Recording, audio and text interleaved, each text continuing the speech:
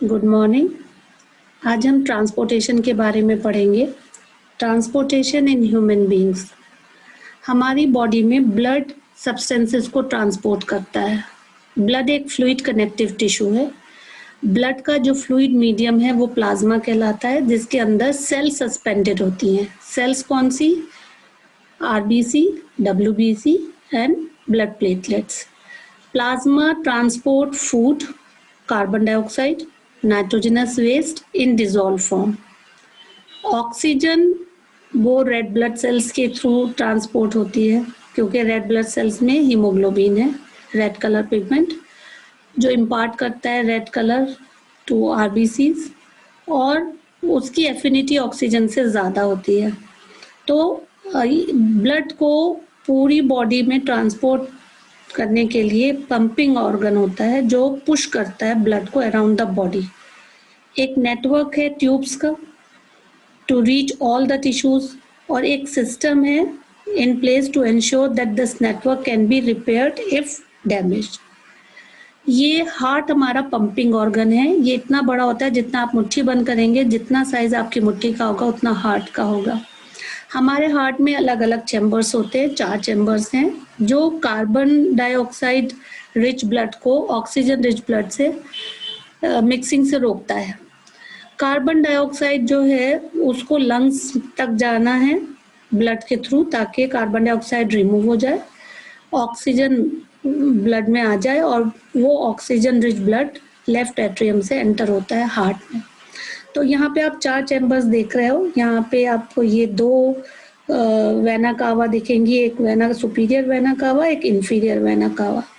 Superior vena cava से पूरी body के ऊपर वाले पोर्शन से ब्लड आ रहा है, और इंफीरियर वेना कावा से लोअर बॉडी से ब्लड आ रहा है, कार्बन डाइऑक्साइड रिच ब्लड। जब carbon dioxide rich blood right atrium में आता है तो ये इस पे प्रेशर डालेगा बाइकस्पिड बॉल पे, और सारा का सारा ब्लड राइट वेंट्रिकल में चला जाएगा। राइट वेंट्रिकल से इसको लंग्स में जाना है, लंग्स में जाता है पल्मोनरी आर्टरीज के जरिए। हालांकि आर्टरीज ऑक्सीजन रिच ब्लड को कैरी करती है, लेकिन ये एक एक्सेप्शनल है कि हार्ट से लंग्स तक ब्लड पल्मोनरी आर्टरीज के जरिए जाता है। वहाँ पर ऑक्सीजन मिल जाती है और कार्बन डाइऑक्साइड रिमूव हो जाती है। अब oxygen rich blood pulmonary vein से लेफ्ट साइड से दोबारा हार्ट में आता है, लेफ्ट एट्रियम में। लेफ्ट एट्रियम जब पूरा भर जाता है तो ट्राइकस्पिड वॉल पे प्रेशर डालता है, ये ओपन होती है और सारा ब्लड लेफ्ट वेंट्रिकल में आ जाता है। लेफ्ट वेंट्रिकल से लार्जेस्ट आर्टरी आर्टा से पूरी बॉडी में चला जाता है। तो ये डिस्क्रिप्शन यहाँ पर है कि oxygen rich blood from the lungs comes to the thin-walled upper chamber of the heart on the left, the left atrium। ये जो भी मैंने बताया था आपको, लेफ्ट एट्रियम रिलैक्स होता है when it is collecting this blood। फिर ये कॉन्ट्रैक्ट होता है। जब ये कॉन्ट्रैक्ट होता है तो सारा का सारा ब्लड लेफ्ट वेंट्रिकल में चला जाएगा, और लेफ्ट वेंट्रिकल से पूरा का पूरा बॉडी में पंप हो जाएगा लार्जेस्ट आर्टरी के जरिए।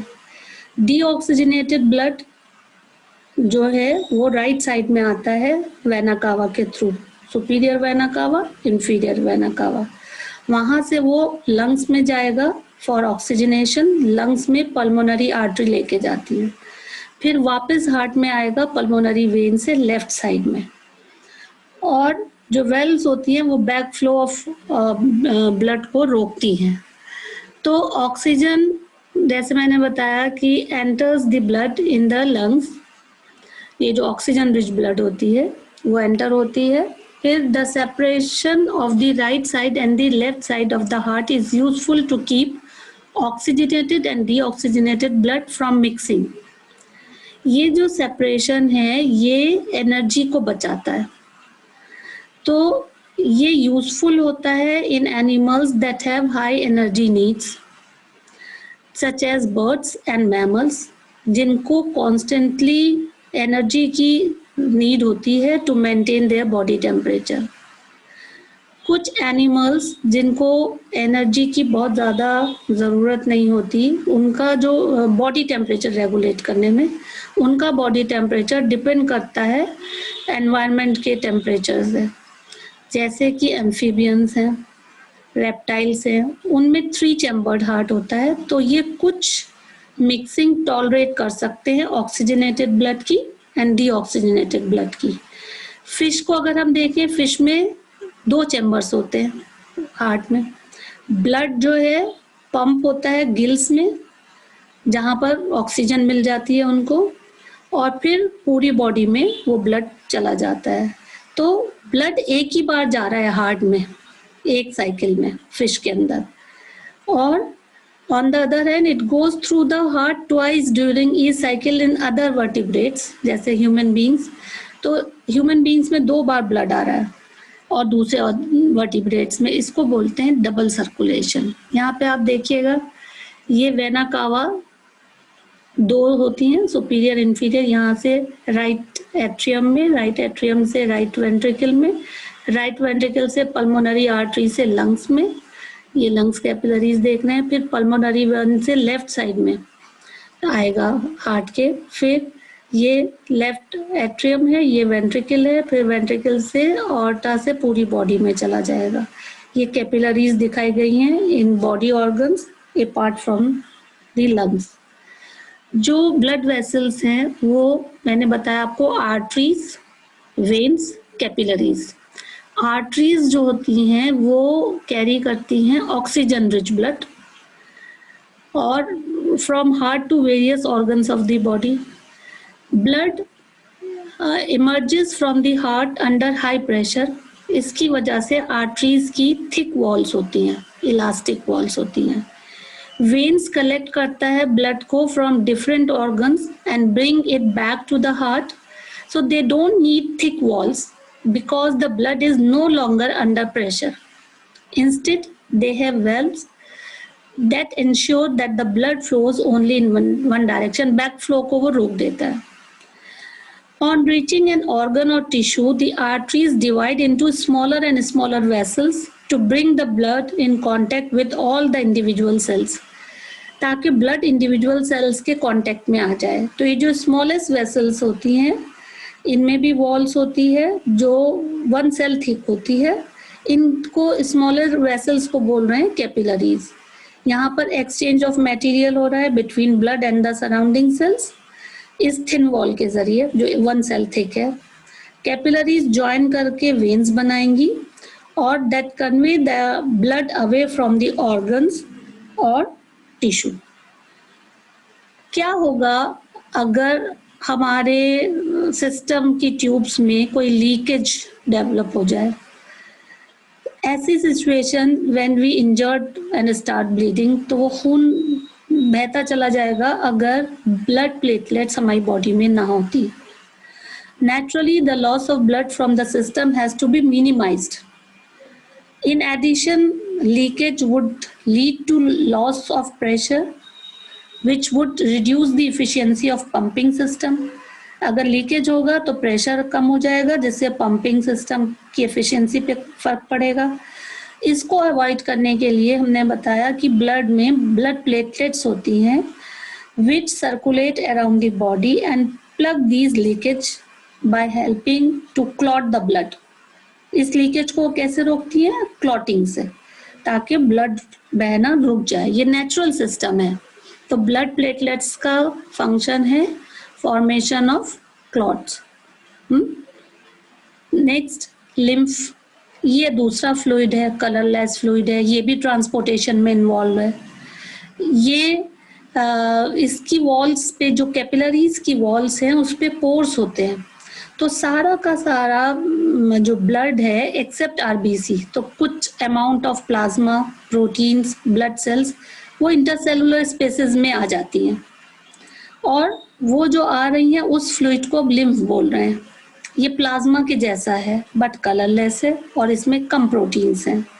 लिम्फ ड्रेन करता है into lymphatic capillaries from the intercellular spaces which join to form large lymph vessels and then finally opens into larger veins.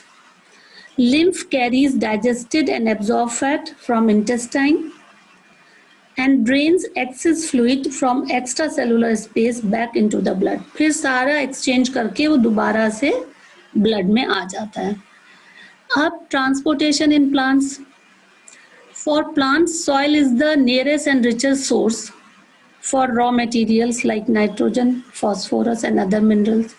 तो एब्जॉर्प्शन इस सब्सटेंस का उस पार्ट से होगा जो सॉइल के कांटेक्ट में होगा. सॉइल के कांटेक्ट में कौन सा पार्ट है प्लांट का? रूट्स है. So distance between soil containing organs and chlorophyll containing organs are small. Energy and raw material can easily diffuse to all parts of the body. अगर वो डिस्टेंस कम है जहाँ पे लीव्स हैं तो डिफ्यूजन सफिशिएंट है ट्रांसपोर्टेशन के लिए. अगर टॉल ट्रीज हैं जहाँ पे डिस्टेंस रूट्स का और लीव्स का बहुत दूर है तो ट्रांसपोर्टेशन के लिए डिफ्यूजन सफिशिएंट नहीं है. तो फिर कोई और मैकेनिज्म होना चाहिए ट्रांसपोर्टेशन का. तो प्लांट्स क्योंकि मूव भी नहीं कर पाते और प्लांट्स में ज़्यादातर पोर्शन जो है डेड सेल्स का होता है in many tissues. Plants have low energy needs और स्लो ट्रांसपोर्ट सिस्टम होता है. So the distance over which transport system have to operate, however, can be very large in plants such as tall trees. जैसे मैंने बताया कि अगर छोटा plant है तो डिफ्यूजन सफिशिएंट है, अगर टॉल ट्रीज हैं तो डिफ्यूजन सफिशिएंट नहीं है. तो प्लांट ट्रांसपोर्ट सिस्टम में जहाँ पर दो तरह के कंडक्टिंग टिश्यूज हैं, जाइलम एंड फ्लोएम. जाइलम पानी और मिनरल्स को सॉइल से ट्रांसपोर्ट करता है और फ्लोएम जो है वो ट्रांसपोर्ट करता है फूड को from leaves to other parts of the plant. Transport of water में जाइलम के अंदर जाइलम वेसल्स होंगी, जाइलम ट्रैकीट्स होंगे. ये xylem vessels, xylem tracheids roots में भी होंगे, स्टेम्स में भी होंगे, लीव्स में भी होंगे जो इंटरकनेक्टेड होंगे और एक कॉन्टिन्यूअस सिस्टम बनाया होगा वाटर कंडक्टिंग चैनल्स का जो सारे पार्ट्स में जा रहा है. रूट्स में cells in contact with the soil actively take up ions. ये एक डिफरेंस क्रिएट कर देता है in concentration of these ions between the root and the soil. Root ने आयंस को एब्जॉर्ब किया तो आयन का जो कंसंट्रेशन है वो डिफरेंट हो गया सॉइल के अंदर और रूट के अंदर. तो वाटर सॉइल से रूट्स में आता है ताकि ये डिफरेंस कम हो जाए. This means that there is steady movement of water into root और जो जाइलम है वो क्रिएट करता है a column of water that is steadily push upwards. तो एक however this pressure by itself is unlikely to be enough to move water over the heights that we commonly see in plants. ये pressure इतना नहीं होता कि बहुत ज़्यादा top portion तक प्लांट के पानी पहुंच जाए. तो प्लांट्स में दूसरा मेथड भी होता है मूवमेंट ऑफ वाटर का थ्रू जाइलम. वो है कि प्लांट्स जो हैं वो स्टोमेटा के थ्रू पानी को इवेपोरेट करती हैं. ये प्रोसेस कहलाता है ट्रांसपिरेशन. इसकी वजह से एक सक्शन पुल डेवलप हो जाता है और वो नीचे से पानी को पुल कर लेता है ऊपर की तरफ. तो the loss of water in the form of vapour from the aerial parts of the plant is known as transpiration. Transpiration के दो फायदे हैं, एक तो absorption and upward movement of water and minerals dissolve in it from roots to the leaves. जो पानी में dissolve है मटेरियल उसको ट्रांसपोर्ट कर रहा है, पानी खुद भी ट्रांसपोर्ट हो रहा है और टेम्परेचर को भी रेगुलेट कर रहा है. The effect of root pressure in transport of water is more important at night. क्यों? क्योंकि रात के वक्त ट्रांसपिरेशन नहीं हो रहा होगा. तो स्टोमेटा दिन के वक्त खुलते हैं और जो ट्रांसपिरेशन पुल है वो ज़्यादा मेजर ड्राइविंग फोर्स होता है दिन के वक्त, रात के वक्त नहीं.